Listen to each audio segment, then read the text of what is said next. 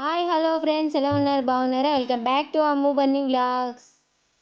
ఈ సంక్రాంతికి ఒకే రకం పిండితో 4 రకాల జంతికలు ఎలా తయారు చేసుకోవాలో చూద్దామా అండి. ఆల్రెడీ నేను శనగపప్పు బియ్యం వేసి పట్టించి పెట్టానండి. ఆ పిండిలో కొద్దిగా కారం, అలాగే కొద్దిగా ధనియాల పొడి, అలాగే కొద్దిగా సాల్ట్ వేసుకొని కలుపుకుంటున్నాను. మనం వేసుకున్న కారం, ఉప్పు, ధనియాల పొడి మొత్తం పిండిలో కలిసే వరకు కలుపుకోవాలండి. నేను బియ్యం పిండి పట్టించేటప్పుడే కొద్దిగా వాము కూడా వేసి పట్టించానండి. ఇప్పుడు కారపూస పిండిలో ధనియాల పొడి ఎందుకు వేసుకుంటున్నానంటే, చిన్నపిల్లలు తింటారు కదండి, తొందరగా ఈజీగా డైజెషన్ అనేది అయిపోతుంది, వాళ్ళకు కడుపులో నొప్పి అనేది రాకుండా ఉంటుంది.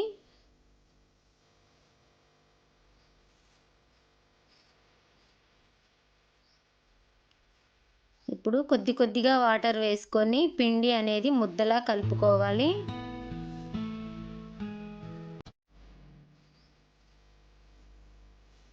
పిండి మనం ఎంత సాఫ్ట్గా, ఎంత మెత్తగా ఉండలు లేకుండా కలుపుకుంటే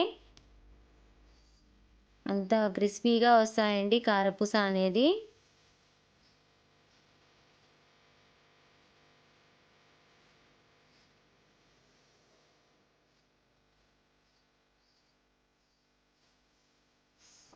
ముద్దలా కలిపి పక్కకు పెట్టుకోవాలి. ఇలా పిండి అనేది ఆరిపోకుండా మీదంగా కొద్దిగా వాటర్ అనేది చల్లుకుందామండి.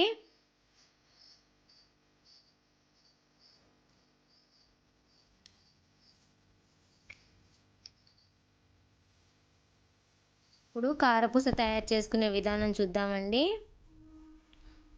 Oil heat ఎక్కిపోయింది.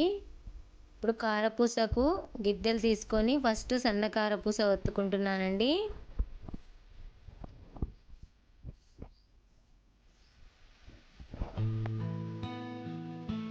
పిండి అనేది ఎంత సాఫ్ట్గా, మెత్తగా కలుపుకుంటే కారపూస చేయడం చాలా ఈజీగా ఉంటుంది. ఇప్పుడు రెండవదండి, 3 హోల్స్ ఉన్నది తీసుకున్నాను.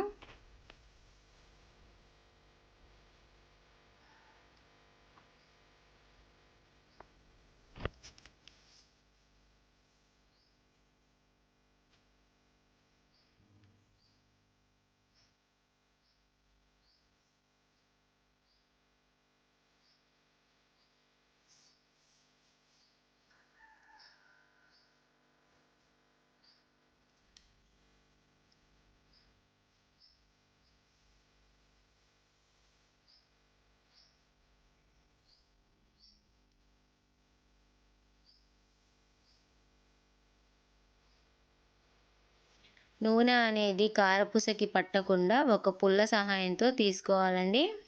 ఇప్పుడు మూడవది స్టార్స్.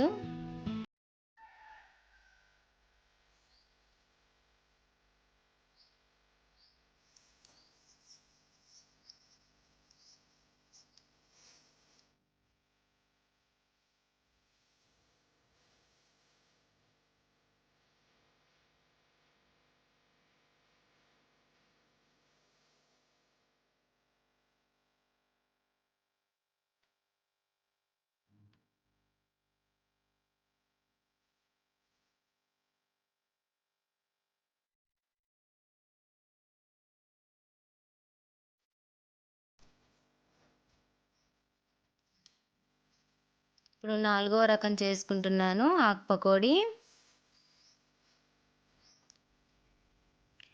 అంతే ఫ్రెండ్స్, ఎంతో ఈజీగా, ఎంతో తొందరగా ఒకే రకం పిండితో 4 రకాల జంతికలు తయారైపోయాయండి. చాలా ఈజీగా తయారు చేసుకోవచ్చు.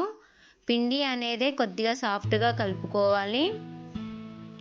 మా వీడియో మీకు నచ్చినట్టయితే లైక్ చేయండి, షేర్ చేయండి, కామెంట్ చేయండి.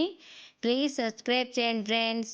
సబ్స్క్రైబ్ చేసిన వెంటనే పక్కనే బెల్ ఐకాన్ వస్తుంది, దాన్ని క్లిక్ చేసినట్టయితే మా నోటిఫికేషన్స్ మీకు వస్తాయండి.